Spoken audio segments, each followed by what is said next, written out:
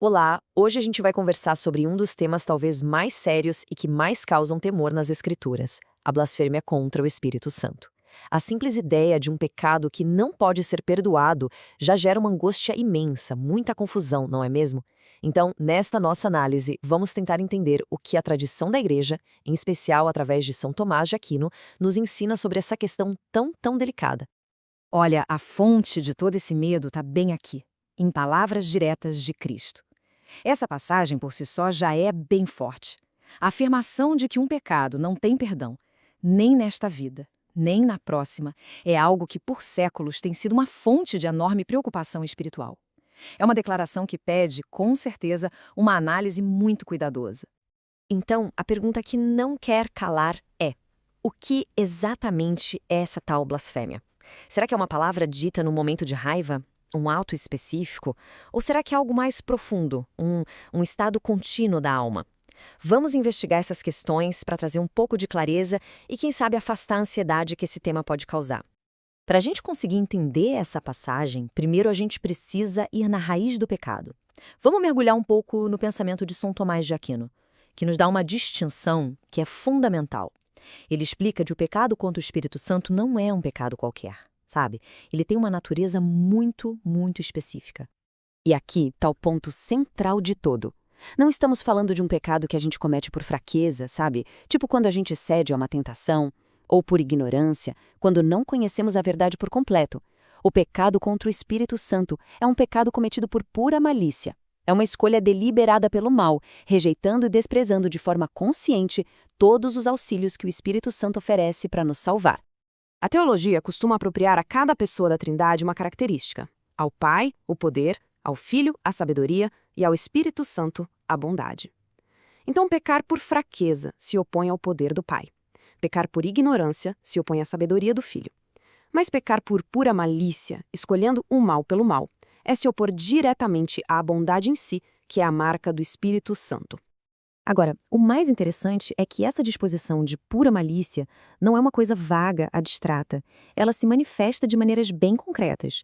São Tomás de Aquino identifica formas específicas ou espécies pelas quais essa rejeição radical da graça acontece na prática. Vamos ver como isso se desenrola. Existem, então, 6 formas bem distintas que esse pecado contra o Espírito Santo pode ter. Como a gente pode ver, são elas o desespero, a presunção, a impenitência, a obstinação, a impugnação da verdade conhecida e, por último, a inveja da graça fraterna.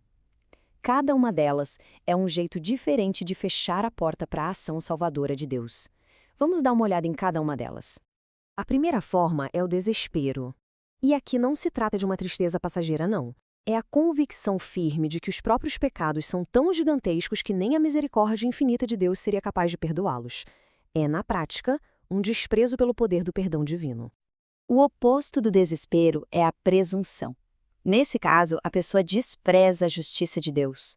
Ela acredita que pode alcançar a salvação sem precisar de arrependimento, sem mérito algum, vivendo no pecado e achando que o perdão é automático, garantido. É como se apropriar da misericórdia de Deus sem merecer. Já a impenitência é aquela decisão consciente, firme, de não se arrepender dos pecados do passado. A pessoa até reconhece o erro, mas se recusa a pedir perdão e a mudar de vida. É uma rejeição direta ao chamado para a conversão. De forma complementar à impenitência, a obstinação olha para o futuro. É o propósito firme de continuar apegado ao pecado, de não querer abandoná-lo de jeito nenhum.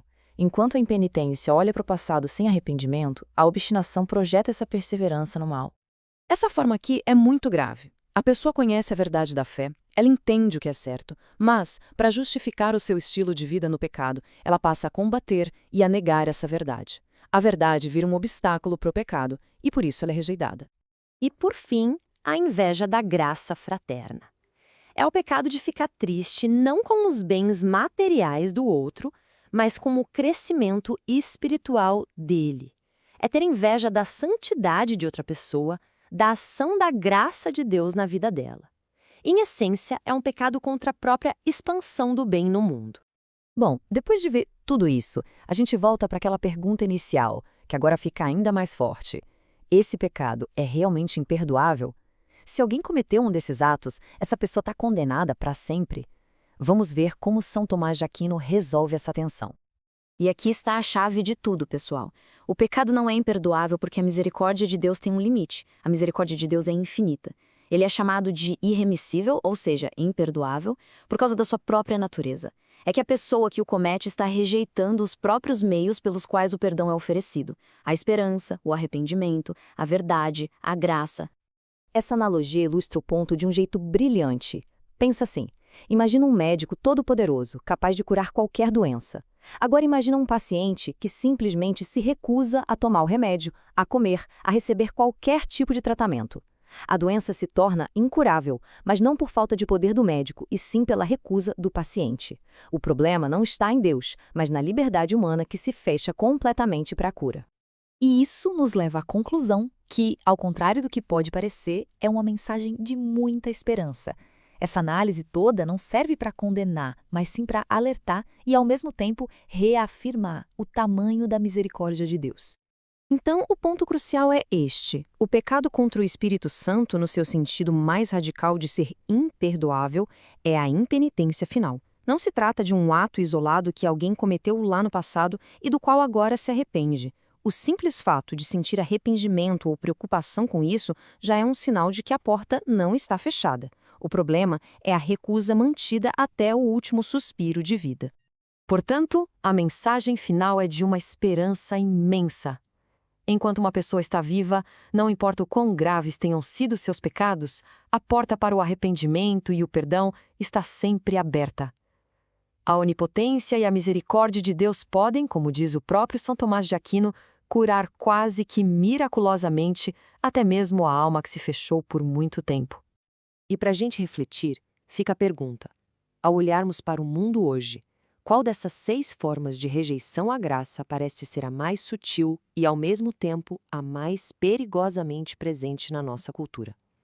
Se este conteúdo ajudou a edificar sua fé ou a ampliar sua compreensão, curta, se inscreva no canal e compartilhe, para que mais pessoas possam ter acesso a uma formação sólida e fiel à tradição cristã.